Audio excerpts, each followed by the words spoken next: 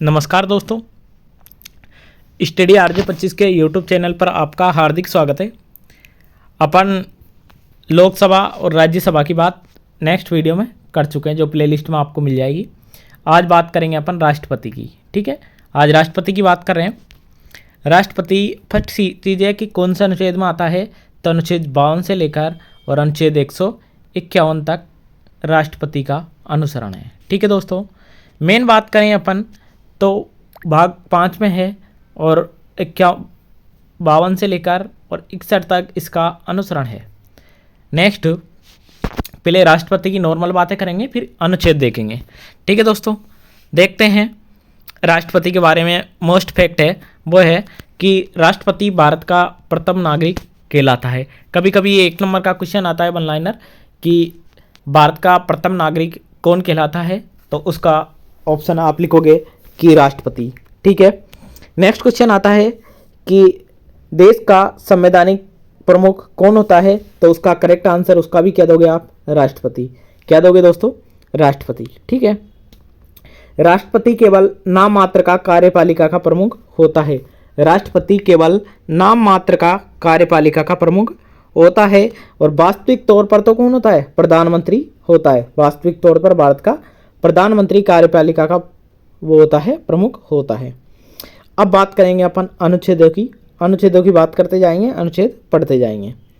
बात करेंगे अपन भारत का राष्ट्रपति, तो अपन देखेंगे कि अनुच्छेद 52 में अनुसरण है कि भारत का एक राष्ट्रपति होगा। भारत का एक राष्ट्रपति होगा। ठीक है, नेक्स्ट है अनुच्छेद अपना 53। अनुच्छेद 53 है कि संघ की कार्यपालिका की शक्ति, यानी कि कार्यपालिका की शक्ति अनुच्छेद 53 में है। ठीक है, भारतीय संघ की कार्यपालिका शक्ति राष्ट्रपति में निहित होती है। ये अपन को पता है, राष्ट्रपति में निहित होती है औपचारिक कार्यपालिका और वास्तविक कार्यपालिका। नेक्स्ट है अनुच्छेद 54। राष्ट्रपति का निर्वाचन कौन करता है, कैसे होता है, इसकी भी थोड़ी सी अपन बात करेंगे। तो राष्ट्रपति का निर्वाचन करता है, यानी कि चुनाव करवाता है, चुनाव आयोग। कौन करवाता है इसका निर्वाचन, चुनाव आयोग। कौन करता है, निर्वाचन मंडल करता है इसका चुनाव। नेक्स्ट बात है कि कौन कौन राष्ट्रपति के चुनाव में भाग लेते हैं, निर्वाचन में इसके में कौन कौन भाग लेता है, तो इसके में लेता है लोकसभा, राज्यसभा और विधानसभा। 3 इसके अंदर भाग लेते हैं, लोकसभा, राज्यसभा और केंद्र शासित प्रदेशों की विधानसभा के निर्वाचित सदस्य इसमें भाग लेते हैं। लेकिन विधान परिषद इसमें भाग नहीं लेते, क्योंकि बहुत से राज्यों में दोस्तों विधान परिषद नहीं है, तो वो राज्य उससे क्या हो जाएंगे, वंचित। इसलिए विधान परिषद के सदस्यों को राष्ट्रपति के चुनाव में शामिल नहीं किया जाता है। ठीक है, नेक्स्ट बात करते हैं अपन अनुच्छेद 55।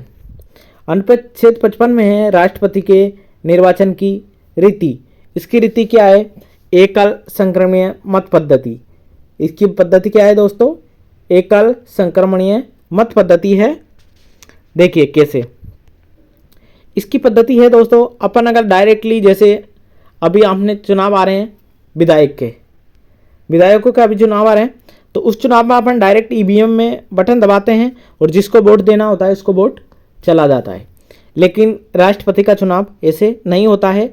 राष्ट्रपति में होता है एकल संक्रमणीय मत, यानी कि अगर किसी को अपन ABC, यानी कि 3 कैंडिडेट है, 3 क्या है, कैंडिडेट है, और 3 कैंडिडेटों में किसी ने अगर प्रथम को चुना है और प्रथम के लिए 3 डिजिट आ जाए या 4 आ जाए, 2 आ जाए, यानी कि सबसे ज़्यादा वरीयता किसी को मिले, जिसे इसमें मिल रही है 1 को, 3 वरीयता किसको मिल रही है, 1 को मिल रही है, तो इसमें कौन बनेगा, ए वाला ही राष्ट्रपति बन जाएगा।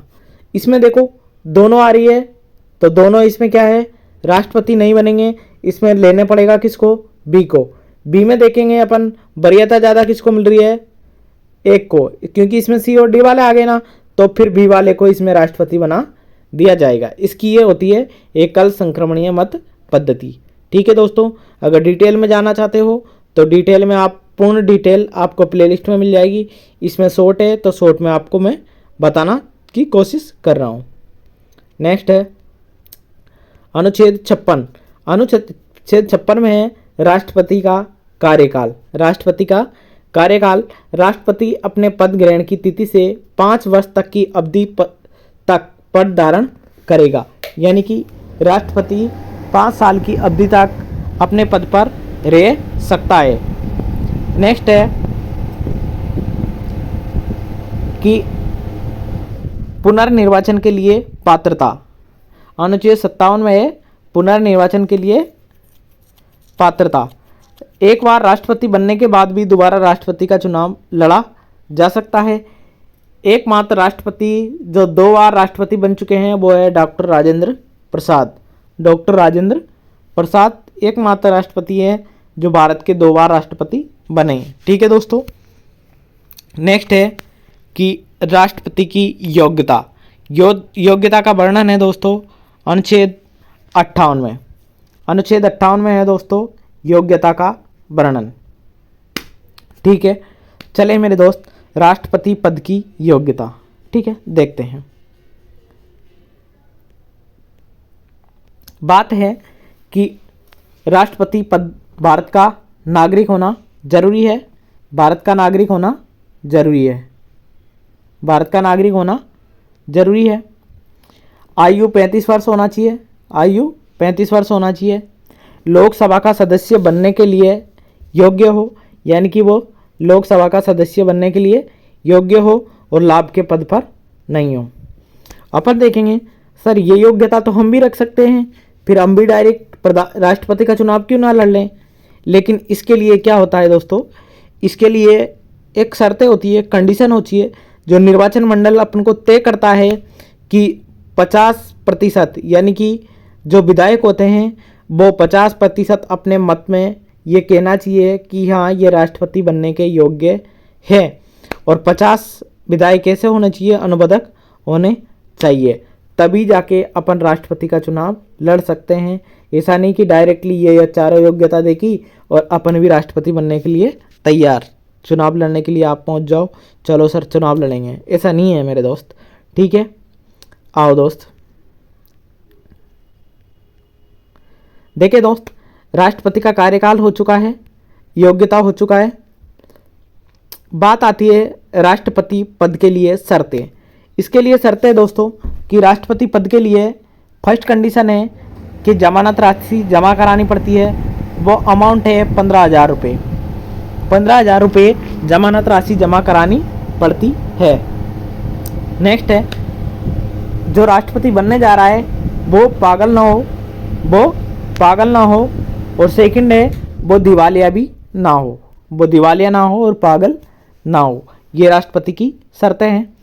अनुच्छेद 60 में है दोस्तों कि राष्ट्रपति द्वारा शपथ, राष्ट्रपति को शपथ कौन दिलाता है, तो राष्ट्रपति को शपथ दिलाता है सुप्रीम कोर्ट के मुख्य न्यायाधीश। सुप्रीम कोर्ट के मुख्य न्यायाधीश होते हैं, वो राष्ट्रपति को क्या दिलाते हैं दोस्तों, राष्ट्रपति को दिलाते हैं वो शपथ। उनकी अनुपस्थिति में सुप्रीम कोर्ट के वरिष्ठ न्यायाधीश शपथ दिलाता है। अगर मान लो सुप्रीम कोर्ट का न्यायाधीश नहीं है तो वरिष्ठ न्यायाधीश भी उसको शपथ दिला सकते हैं। यानी कि अगर कोई पद पर नहीं है तो उसका काम दूसरा करेगा, यह अपन आवश्यक रूप से जानते हैं। नेक्स्ट है राष्ट्रपति पर महाभियोग। ठीक है दोस्तों, अभी तक तो भारत में कोई से राष्ट्रपति पर महाभियोग लगा नहीं है, अच्छी बात है।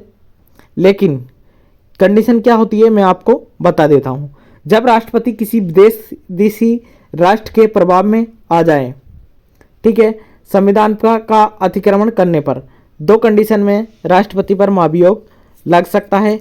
अब कैसे लगेगा वो नेक्स्ट पीडीएफ में मैं बता रहा हूँ, देखिए। राष्ट्रपति पर महाभियोग, ठीक है, संसद के किसी भी सदन द्वारा राष्ट्रपति पर महाभियोग लगाया जा सकता है, चाहे वो लोकसभा हो चाहे वो राज्यसभा हो, दोनों सदस्य द्वारा क्या लगाया जा सकता है, महाभियोग लगाया जा सकता है। ठीक है, महाभियोग लगाने के लिए राष्ट्रपति को 15 दिन पहले लिखित सूचना देनी पड़ती है। यानी कि राष्ट्रपति को 14 दिन पहले आप सूचना देंगे कि आपके प्रति महाभियोग लगाया जा रहा है, और महाभियोग में लगाए गए जो लिखित सूचना देते हैं उसमें सदस्यों का 1/4 सदस्यों का सिग्नेचर यानी कि हस्ताक्षर होने जरूरी है। संसद के जिस भी सदन में प्रस्ताव पारित हो उस सदन के 2/3 सदस्यीय प्रस्ताव के बहुमत हो।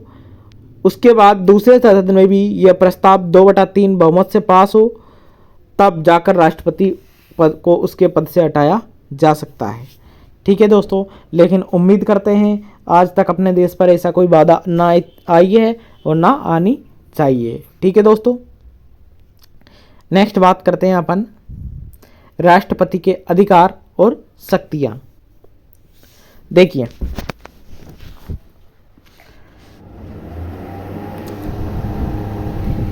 राष्ट्रपति प्रधानमंत्री की नियुक्ति करता है।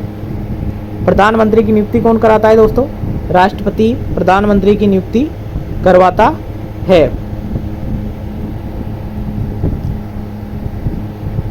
ठीक है, प्रधानमंत्री की सलाह पर मंत्रिपरिषद की क्या करता है? नियुक्ति करवाता है।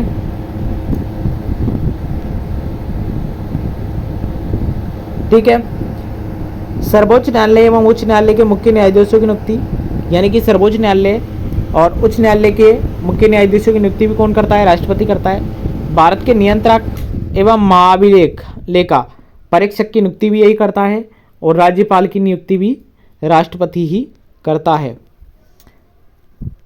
नेक्स्ट आता है दोस्तों आपका विधायी शक्तियाँ व कानून। विधायी शक्तियाँ व कानून। ठीक है, नेक्स्ट है राष्ट्रपति के हस्ताक्षर के बिना कोई विधेयक कानून नहीं बनता, यानी कि कानून जब तक राष्ट्रपति सिग्नेचर नहीं करेगा, साइन नहीं करेगा, तब तक कोई कानून को आप बना सकते हो ना उसको लागू कर सकते हो। दोनों ही काम आप नहीं कर सकते। राष्ट्रपति को दोनों सदनों के संयुक्त अधिवेशन बुलाने का अधिकार है, यानी कि राष्ट्रपति दोनों सदनों के संयुक्त अधिवेशन को बुला सकता है। लोकसभा को भंग करने से संबंधित अधिकार है, यानी कि लोकसभा को राष्ट्रपति भंग कर सकता है। नेक्स्ट है कि लोकसभा को भंग करने संबंधी अधिकार है। संसद में निम्न विधेयक को पेश करने से पहले राष्ट्रपति की सहमति आवश्यक है, यानी कि संसद में निम्न विधेयक को पेश करने से पहले राष्ट्रपति की सलाह लेना बहुत जरूरी है। धन विधेयक, नए राज्यों के निर्माण, वर्तमान राज्यों के क्षेत्रीय सीमाओं या नामों में परिवर्तन संबंधी संचित निधि में व्यय करने वाले विधायक, इन सभी में किसका होना चाहिए दोस्तों? राष्ट्रपति के हस्ताक्षर या उससे पूछताछ होना जरूरी है। ठीक है प्यारे दोस्तों, नेक्स्ट बात करते हैं। आइए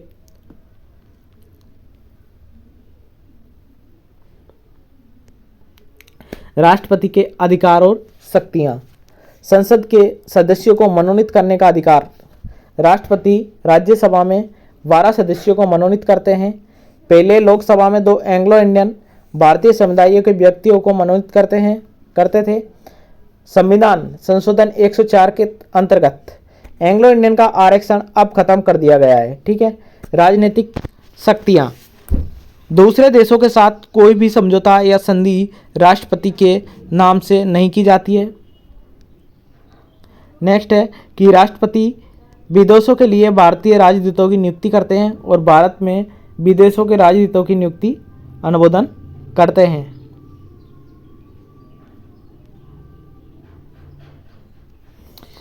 राष्ट्रपति के अधिकार और शक्तियां। दोस्तों अगर थोड़ा सा भी सेशन पसंद आ रहा हो तो लाइक, और एक बात कहने की ज़रूरत नहीं होती है, सब्सक्राइब कर सकते हो आप, लेकिन शेयर तो आपको करना ही है दोस्तों। अगर पसंद आ रहा, दोनों चीज़ें ना करो, लेकिन शेयर तो आप कर ही सकते हो, उसमें तो आपका कुछ भी नहीं लगता है। ठीक है, चिपकाना है उठा के कोई से भी ग्रुप में चिपका दो। ठीक है, राष्ट्रपति के अधिकार और शक्तियाँ। बिना राष्ट्रपति के हस्ताक्षर किए किसी देश से युद्ध ना तो शुरू किया जा सकता है, यानी कि जब तक राष्ट्रपति के हस्ताक्षर नहीं होंगे जब तक ना तो किसी देश विदेश से युद्ध शुरू कर सकते हैं ना उसका युद्ध खत्म कर सकते हैं। दोनों ही चीज़ें अधिकार नहीं है किसी को। सैन्य बलों की सर्वोच्च शक्ति राष्ट्रपति में निहित होती है, यानी कि जो सैनिक बल होते हैं उनकी शक्ति भी किस में निहित होती है? राष्ट्रपति में निहित होती है। पूरा रक्षा बल होता है, थल सेना, वायु सेना और जल सेना। सभी का स्टाफ कौन होता है? सभी का स्टाफ होता है रक्षा मंत्री, और रक्षा मंत्री राष्ट्रपति से पूछे बगैर कोई कार्य नहीं कर सकता। रक्षा मंत्री राष्ट्रपति से पूछे बगैर कोई कार्य नहीं कर सकता। ठीक है दोस्तों। नेक्स्ट, राष्ट्रपति के अधिकार और शक्तियाँ। राष्ट्रपति को एक बहुत इंपॉर्टेंट चीज़ है, वो है समाधान की शक्ति। अपने देश में, इंडिया में केवल एक ही इंसान ऐसा है जो किसी को दंड या अपराध को कम कर सकता है। हालांकि कम राज्यपाल भी कर सकते हैं, लेकिन मृत्यु दंड को केवल कम करने वाला एक ही पद है, वो है राष्ट्रपति। कौन सा पद है दोस्तों? राष्ट्रपति पद ही केवल मृत्यु दंड को कम कर सकता है। यानी कि अनुच्छेद 72 में स्पष्ट लिखा गया है कि इसके अंतर्गत, अनुच्छेद 72 के अंतर्गत राष्ट्रपति किसी भी अपराधी के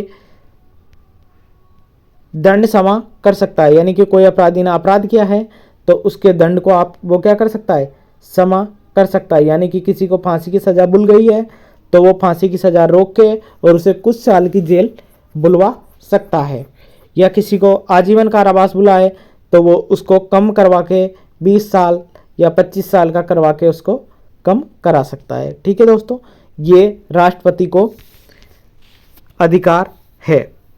विशेष शक्तियाँ। राष्ट्रपति को गिरफ्तार नहीं किया जा सकता।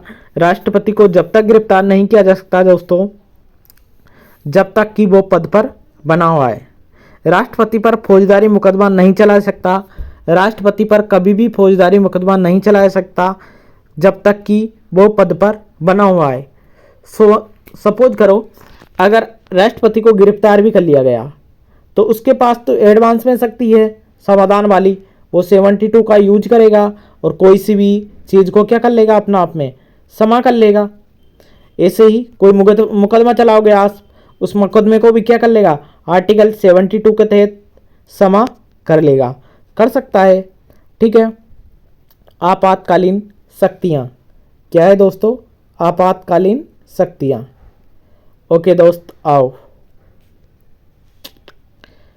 आपातकालीन शक्तियाँ आती है राष्ट्रपति आपातकाल, अनुच्छेद 352 में है दोस्तों। नेक्स्ट है राष्ट्रीय शासन, राष्ट्रपति शासन, अनुच्छेद 356 में है दोस्तों।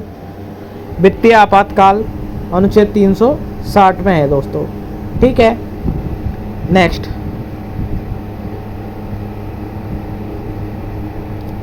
ये राष्ट्रपति से संबंधित कुछ फैक्ट हैं दोस्तों, जो डायरेक्ट ही हूबहू क्वेश्चन पूछे जाते हैं, वो आप देखकर कर सकते हो।